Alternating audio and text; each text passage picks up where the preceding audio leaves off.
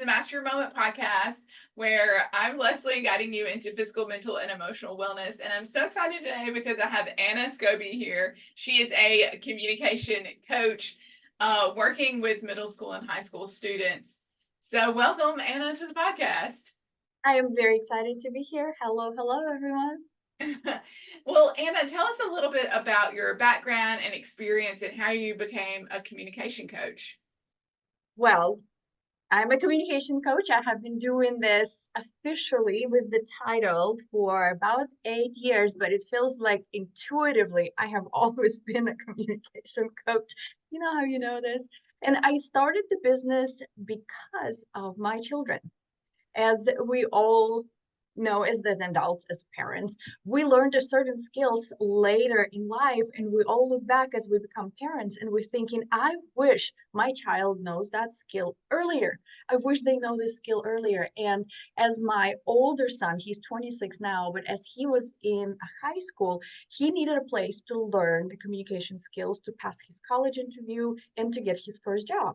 And as I looked around, I couldn't find a place back then. I couldn't find a place who would teach that specific skills to high schoolers. So I did what the only option there was. I taught him myself the skills I knew. And as my youngest one was growing up, I've noticed that she needed help with the social emotional learning. She needed to figure out the complex emotions. She needed to learn how to use her words. And our, unfortunately, educational system has a few gaps here and there to teach the kids how to use their words. So again, I decided I'm going to teach her how to do it, and it's always fun in the group. So other parents started to notice, and they wanted their kids to learn, and they bring their kids, and that's how just classes for a few friends turned into classes for more friends and more friends, and that's how nonprofit was born. And we now have Project BU, and that's how I become an official communication coach with the title. And voila, Wow. here I That am. is so awesome. That's really awesome. I totally get it and connect with you because both of my kids are on the autism spectrum and they're extremely introverted. And so their communication skills are not your just typical communication skills. So they almost need it even more. And I will be sending my daughter's in high school right now, and I'll be sending her like links to videos or links to blog posts. I'm like, listen to this communication tool, listen to this strategy. I'm constantly trying to do that just to encourage her and educate her about how she can communicate better as well. I want to tell you something. Yes. I am by nature an introvert. Yeah. I prefer quiet space. I like being alone often. I like reading. But in today's society, introverts are told they have to change. They have to be loud. They have to get on a stage. And I want to be clear right now that public speaking and communication for children, for youth, when I say children, I mean students, I mean youth, anyone who is not a functioning adult. Communication for them is making friends. Communication for them is raising hand in the classroom and saying, I know the answer. Communication to them is saying, no, thank you. Communication to them is saying, no, I don't want to drink or I don't want a cigarette. That's communication. And often when people hear public speaking communication, they picture in the stage, camera action, Yeah. and they thinking extroverts giving presentation. No, Yeah. communication is that. It's an everyday communication where when you don't talk to yourself. Every Yeah. time you don't talk to yourself, that's communication. So I'm an introvert who had learned to switch to function and to use the words. And that's what I teach my students. I teach my students to not change who they are. And that's why the project is called Project BU. I teach my students to be able to adapt to whatever situation is around them, to whatever that presents in front of them, to that classroom setting, to the network setting, to the interview setting, to be able to be themselves, but yet have the skills, have the tools to express themselves, to represent themselves, to be them and use their words. So Yeah. I I'm an love that. introvert, just like your children, Yeah. but yet I am the introvert who switches to Yes. communicate when needed. And that's what's important in communication, being able to do that.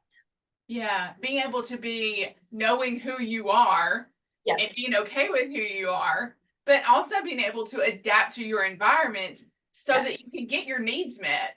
Because Yes. if you're not Yes. getting your needs, And I feel mean, okay. And feel that confidence that, yeah, I'm okay with not agreeing with you, and I'm okay to explaining my opinion, and I'm okay to say no or yes or whatever it is, and communicate.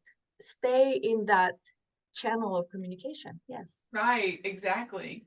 Well, working with these children, what specific communication techniques or what kind of curriculum have you sort of developed through this process? What are you teaching them about communication in particular? Well, there's so many things, as we all know, there's so many things. Communication is actually a science. Having a master in communication, I can tell you that communication is just like math or chemistry or physics. Communication has theories, communication has formulas. So you can actually predict the outcome of a certain conversation just by observing or knowing certain patterns or knowing the elements of the communication. Words, I keep saying communication is like a modern day magic, because with words you can fall in love or you can start the wars. So communication is one of the most powerful science we have in our hands. So when it comes to communication, there's so many things you can learn or you can teach. You can teach conflict resolution, you can teach negotiation, you can teach interpersonal communication when it's about relationships, where it's not just that when people hear relationships, they also automatically assumes romantic relationships, but relationships with parent child relationship, with the teacher student relationship. So in the classroom, it's about a relationship.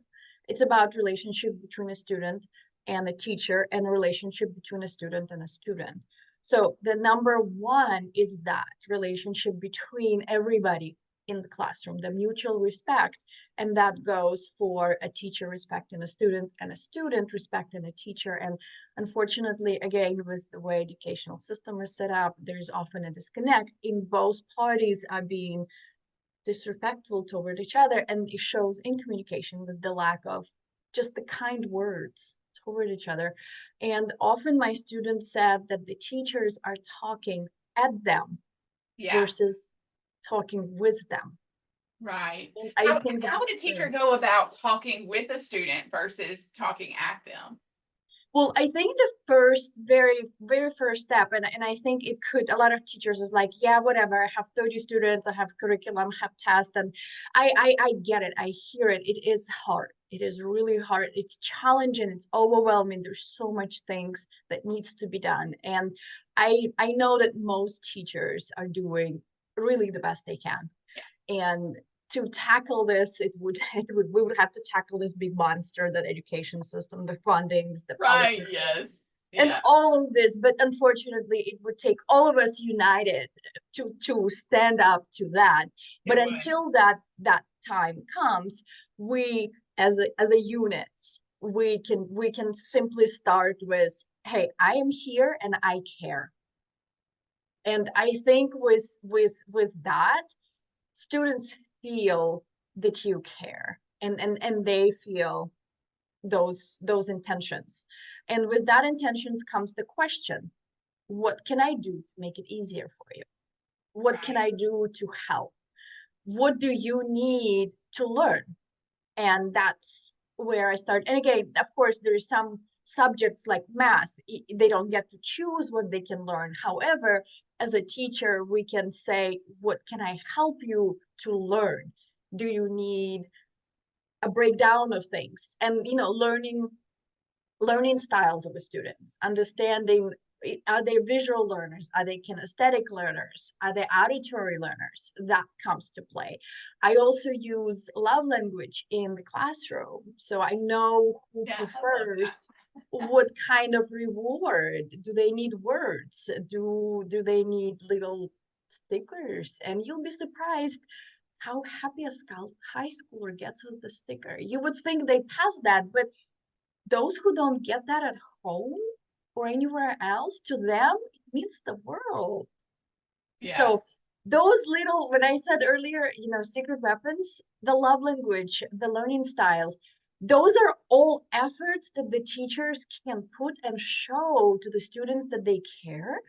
And hopefully, of course, there's always going to be those students who are like, I don't want to be here. There's nothing you can do about it. And that's true. There are some students who really don't want to be there, and there's truly very little that could be done unless you can shift their mindset and work one-on-one. And I don't know if there are effort, resources, if it's worth it. There's so many Right. variables in that formula, but in that class of 30, 40, however many students are there are really good apples. And for Yeah. those good apples, the effort worth, Yeah. the outcome worth the effort.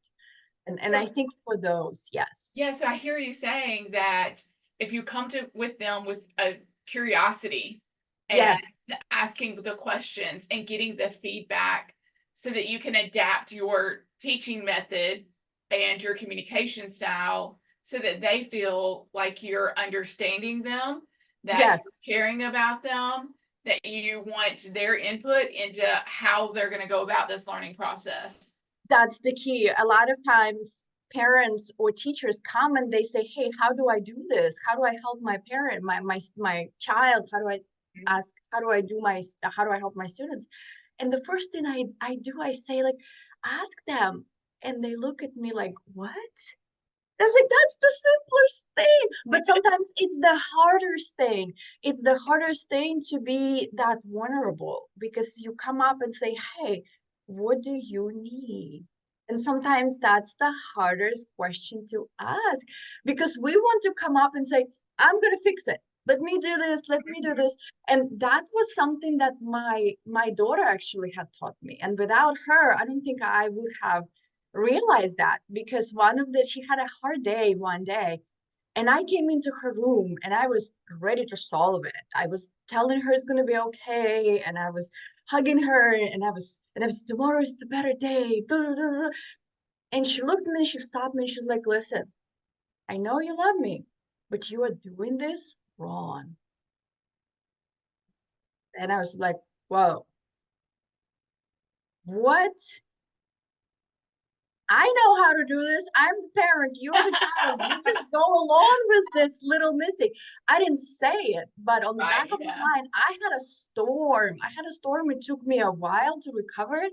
I think it went like a storm, and then there was a cry, and then there was a storm again, and there was a cry. It's a storm of Yes, emotion. all the things. And and then I finally realized the child is communicating, and I just need to be open and grateful because the first question I should have asked, because as an adult, that's what I would have asked an adult, like, hey, how can I help? We need to ask, what do you need? How Mhm. can I help? Because everybody has a different love language. And I know it all, but when it came to solving her problem, I was like, I'm all in. Let me just fix it really quick. I'm Yes, gonna figure this out. yes. So I think that's important. That's important. And I think it's important for parents to even take that feedback from the kids because and be okay with like being called out on your crap because Yes, we're yes. human, we're gonna not do things right. And even if we think that like this is the right way, it doesn't always play out. I have a very similar experience with my own daughter where I was like frustrated one day and I like talked to her like ugly or something. And she called me out and she was like, Mom, I don't like the way you just said that. And I was like, oh, wow, okay. I'm actually so proud of you right now for Yeah. even saying that to me because she normally wouldn't. She would just clam up and not say anything. But she did, and I acknowledge that yes, I'm under a lot of stress and pressure, and me speaking to you this way had nothing to do with you. It was all other things, going on. How So cool is that, right? yes, So if yes, we have the same respect to them, and again, I want to say yes, some kids are just hard to handle, and I get it. yes, There is those in the classroom who don't want to be there. They throw in a monkey wrench every time you try to be kind or nice. And it's, but those good apples are really worth the effort. Yes, they I think are. that's what I keep thinking. And those who don't want to be there, well, and you know, I got in a habit of being honest too. It's like, okay, you don't want to be here, that's fine. Mhm. That's totally okay. Those who want to be here, this is what I want to ask you. How can I help you? And those who don't want to be here, just hang in there. In 45 minutes, you'll be out. Right. Yeah. That's it. You want to waste your 45 minutes? No problem. But in case you do want to participate and you want to be a part of it, I would love to hear from you. Exactly. I think that's another like sort of misconception about teachers is there's this expectation that they have to control the kids and say, No, you you have can't, to do, you have but to you learn can't. what I'm teaching you, but you No, can't. it They have takes to be two. willing. It's definitely take two. You cannot make them learn if they don't want to. There is nothing you can do to make them learn. I mean, really, you can't just make them sit there and like learn, learn, learn, learn, learn. That doesn't work that way. So unless they have that curiosity drive, I mean, yes, teacher can put an effort. I mean, you can lead the horse to the water, but you can't And make the make it horse drink. sink or swimming. You know, it just doesn't work that Yes, way. You just so the teacher exactly. can care. The teacher can care. The teacher can put an effort. The teacher can change the lessons to make it fun, engaging, and accommodate learning styles. The teacher can do the love language. So the teacher can do all that. And if the teacher did all that and the child had made a choice to learn, the reward is magical. If the Right. teacher did all that and the student said, no, thank you, the reward is magical because the teacher did everything the teacher could to engage that student. And you know what else I think too is that even if it didn't work in that moment, it may have planted a seed that Yeah, though even though that child didn't want to give the effort, they still saw a teacher that was going to be caring, that that was going to care. be Yeah. interested, that was going to And for put in the some effort for students, them. yeah.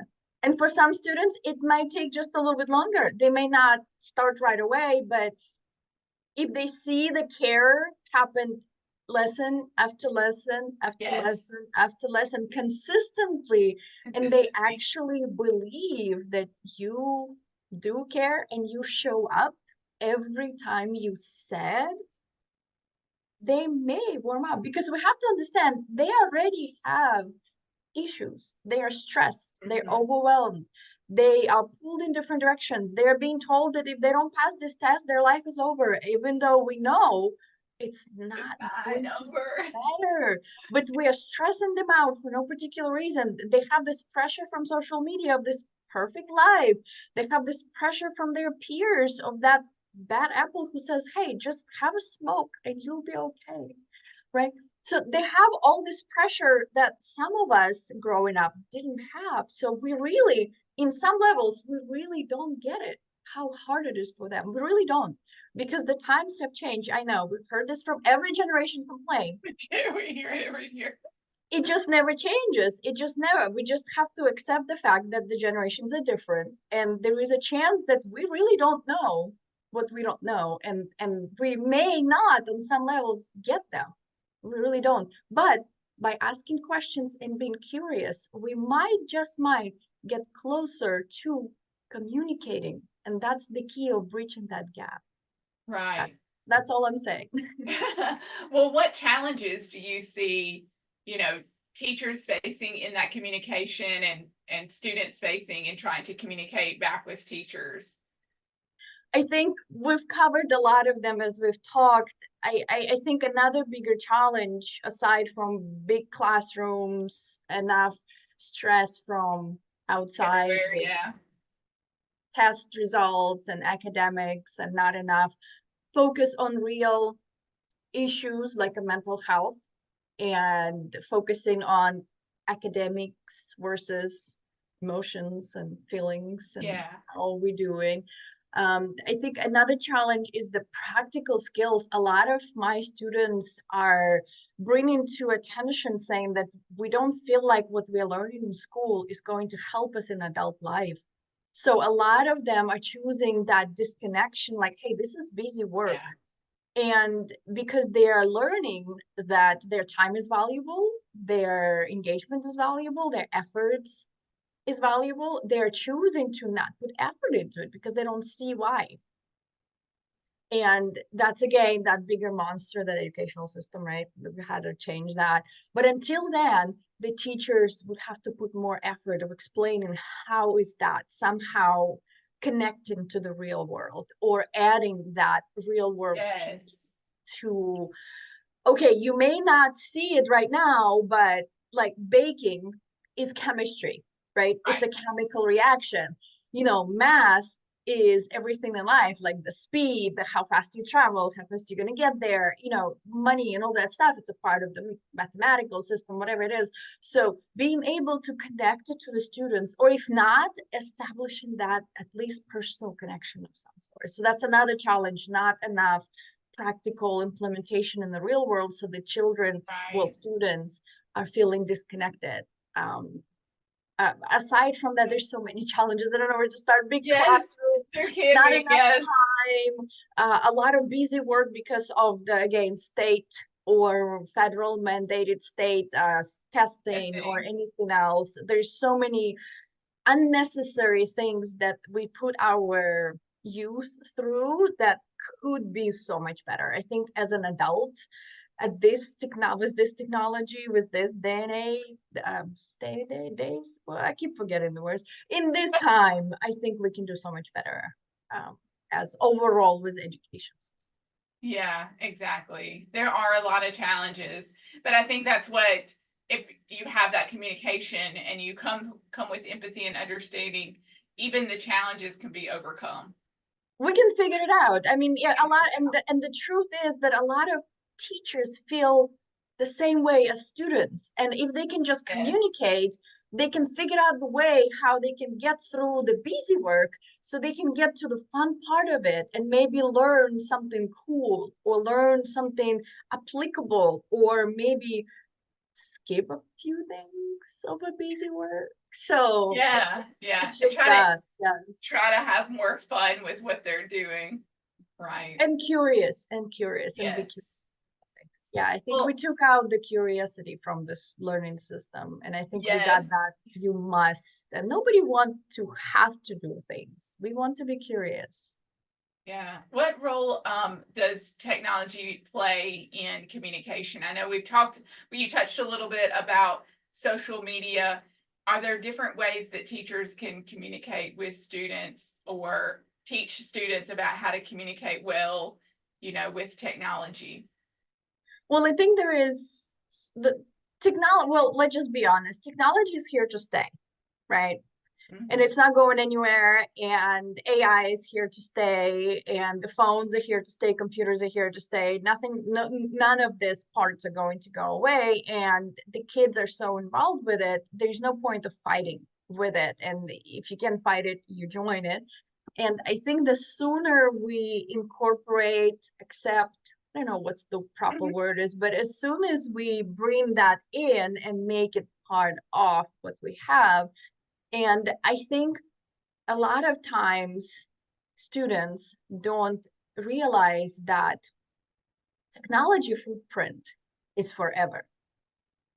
I think they are missing that part because no one had really came in and say, hey, I can Google this and I can find things that you posted, deleted. And when you are going to be in your 20s and you're going to go for that Yeah. corporate job or that attorney job or that nurse job or doctor job, if anybody wants to come after you, they can. And I think a lot of times because we are in this, I don't know, controversial thing like us versus them, there's really, again, not that honest communication where we're saying, we want to protect you. We're not trying to regulate you. We're not trying to, you just want to destroy me. You hate me. You just, Right. Yeah. trying to stop you from being cool, but that picture of you butt naked is not gonna look good. Exactly. You're 20 going for that teacher job you wanted if somebody wants to go after you. That kind of things, I think those honest conversations, but of course, with the hacking and everything else, and I think those kind of conversations should be happening versus, oh, we don't allow any technology. We don't tell them why. And I think that missing part Mhm. is, that whole, the reason we monitor the time, because there's more and more study comes in saying it is addictive. And here Yes. are the testimonials from CEOs from Google, CEOs from Netflix, that shows you how marketing is structured and how AI is triggering your clicks and making you stay. And once you have your credit card, it's gonna make you buy. And because it's a machine, you have no chance against it. The way it processes the information and it knows persuasion formula, you Right. have no chance against the machine. Because even if you put a human who studied persuasion formula, going back to the beginning of our conversation, that Yeah. communication is a science, there is a science of how to convince people to buy. There's a formula. I can create a message that will make you buy. And I am human. And I can have a 30% closing rate, which means out of 100 people who will read my message, 30 people will buy what I want them to buy. I am human. That machine has the same communication formula, Right. which means she will tweak it to perfection because I have a human factor. I may not know the specific words. So whoever is reading that message, our children, have no fighting chance against the machine who wants you to buy something. So when we are telling our children this is addictive, it actually is. So instead of explaining to our children, hey, this is how this works, and that's why we are monitoring, that's why we are limiting it, that's why we want you to go read, that's why we want you to go Yeah. play, that's why we want you to do other things, because we want you to have a fighting chance in the world. We want you to be someone, we want you to know things, because those who can do prompts for these machines are the one who is going to sit very pretty very soon. So you got to play with it, but instead of explaining it to our children, we are fighting them about it. Right. So again, the communication is flipped somehow because we are threatened by it, we are threatening them, and threats never really got us. No, they don't. It doesn't work for anyone because it's, you threaten an adult is just going to go do it just to despite you, right? So that's just how it works. And we can't treat them differently because they are almost an adult. Right. Yes. So, yeah, kind of teaching them those strategies on like why social media is important, how things are addictive, and then also trying to help them balance doing other things in their life so that isn't as consuming to them and they can use it more responsibly, right? Yeah. So going back to that communication and showing and explaining and actually taking time, and there's a really good documentary, Social Dilemma. It has a really good explanation on why social media is addictive. And I think we all should have all of our children because it Yes. it down into why it is and how it is addictive, and actually demonstrates how it tweaks it happens all high school. Yeah. It's mind blowing. It's amazing. Yeah. That would be really good for us to have. Um, how does communication impact the learning in the classroom? I think it takes it to a different level because in communication in a classroom, it takes trust to stand up and do something that is scary, and to go from being on your screen, to looking at the audience and deliver a speech, it takes a lot of, Hmm. and it's that trust that established through communication that allows that. And I think the same goes for raising the hand and saying, I have an answer, or raising the hand and say, I have an idea, or raising the hand and say, I disagree, or being in the group and saying, I have an idea, let's do this, or being volunteering and saying, yes, I want to be leading this project, or I want to be part of this project, whatever it is. So that trust, I believe, with communication, first it establishes the trust.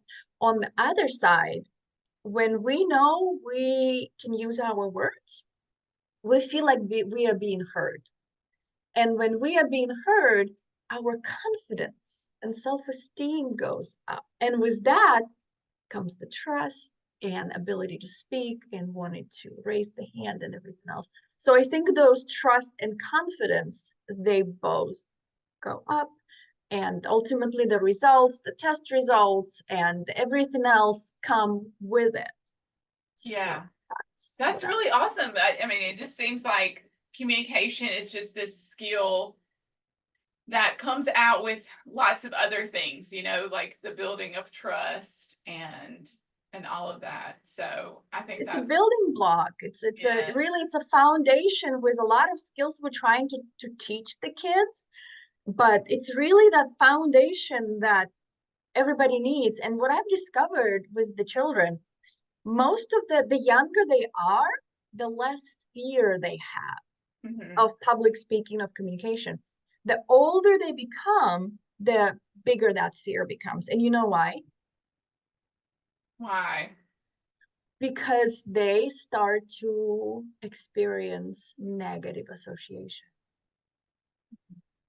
Because the younger they are, they don't have that negative experience or negative association. Right. But as they go through school, they start hearing, don't talk, sit down, wait your turn, don't interrupt, don't do this, don't do this, don't be loud, don't say that, don't say. And with every don't, that fear becomes. So they don't hear, this is how you do this. Right. This is the better way to say this. Next time, please say this instead of this. So you see how the focus, instead of telling them how to do it, we're telling them not to do it. Right. So that fear goes up. When my oldest one played soccer, that was one thing that we had to learn. You know how you scream out like being the mother on the sidelines? Right. Yeah. You say like, don't go there, don't do this. So my son would come back and he's like, mother, you gotta stop doing it because I don't hear don't.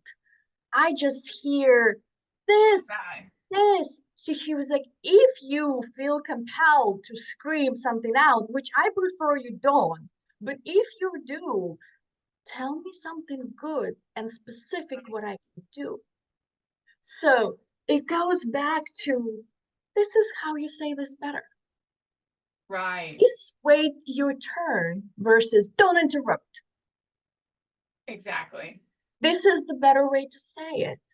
Please tell me what makes you upset right now versus stop crying right now, sit down. So it's those words we use that develops that fear of speaking, fear of communicating, fear of public speaking. So the younger the kids are, so some of the parents asking me, how old should the child be when I start them on your communication courses? And I tell them, I have a kindergartners and I Do love it. you? Yeah. Yeah. And I love it because the sooner you get them, the sooner I get them to compete, the sooner I get them to go speech competitions, the sooner I get them to the business fairs. I have my daughter started at the first grade. Her first business was at first grade when she started her entrepreneurship journey. Mhm. Just because I wanted her to practice communication skills. It wasn't for Yeah. the purpose of her becoming, kid millionaire or whatever it is. Yeah. It was for the purpose of I need her to learn small talk. I need her Right. to network. I need her to be comfortable with rejections. I need her to be comfortable with people saying, no, thank you. I need her to be comfortable to walking up to strangers. Yes, I'm that mother. Walking up to Yeah. strangers and say, hello. I wanted her to be okay to go to the restaurant and ask for container to go. Right. Yeah. So Exactly. I wanted her that, and entrepreneurship, given her that practical implementations. Again, back to the practical implementations. I hate role plays. I hate hypothetical case scenarios. They don't, I know some of the coaches and some of the teachers is like, be quiet, they work. I was like, sure, they may work. I just don't like them myself. And I don't want my kids to do that. I don't want my students to go through that because I don't like them myself. So I want practical implementation. I want practice, and then I want to go in real life and practice that skill because that's how they're going to remember it. That's how they're going to Right. retain it. So we do speech competitions, we do business fairs, we create businesses, we write about our businesses. We just published a book on Amazon about our businesses. So Wow. That's so we awesome. do that. Yes, we do that. It's all about practical implementations. I forgot what was the question because I like jumped. I'm so sorry. That's fine. I think you covered it, and we just went Okay. on and on. But that is all incredible. My last thing that I was going to ask you was advice that you would give to teachers, but I feel like you've already explained it. Ask questions. Oh, I do have one last thing. Be that adult you wish you had when you were in high school. That is probably one of the biggest thing that I keep reminding myself every time the high schooler pushes my buttons and I am ready to I exhale and I remind myself that okay, they just needed someone to be there for them. So that's that biggest, I think probably the biggest piece of advice, be that adult you wish you had when you were, Yeah. because a lot of them don't have those adults because parents overwhelmed, and a lot of the parents are really doing the best they can because they don't know any better.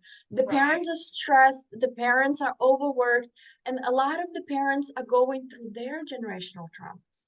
A lot of the Yes. parents are going through their self discoveries, and a lot of parents are realizing that they they can do something different, but they just don't know how. They don't have support. They doing what their parents were doing, and their parents were doing what their parents were doing, Yeah. and all of that comes into that generational trauma, into that generational breakage, and a lot of the parents are stopping it right now to become different, to create different patterns, and it's hard. So all of us are trying to do something different, and everybody's trying to do their best. So we are Exactly. we are all doing what we can. We So are. by supporting each other, by doing our best, by really reaching out, doing like what you are doing, and each one of us are doing the little piece of a puzzle, and hopefully those who need to hear it will hear it, Yes. and hopefully they'll pass it to someone else, Yes. and at some point the puzzle will come, and this is going to become this one big pretty picture, and even if it makes a difference in one child, then it's all magical. It's all worth it. Yes, Yes. yes, that one good apple, it's worth the effort. Well, Anna, thank you so much for being on my podcast. I really appreciate it. I've loved our conversation, and there are so many gems in this. Uh, can you tell us where people can find you if they want to find out more information about what you do? I have a Project BU website, so it's projectbu.com. And on Instagram is Project BU by Anna. And I'm sure you'll put all the links in I the. will put all the links. Yes. Yes, yes. And the technology is still something that I'm working on. So those are the two places. And I think you even have the link for the book somewhere in there too. But Okay. projectbu.com is probably the easiest place because all the social media links and all the stuff are in there. So In there. projectbu.com. Awesome. Thank you so much for coming.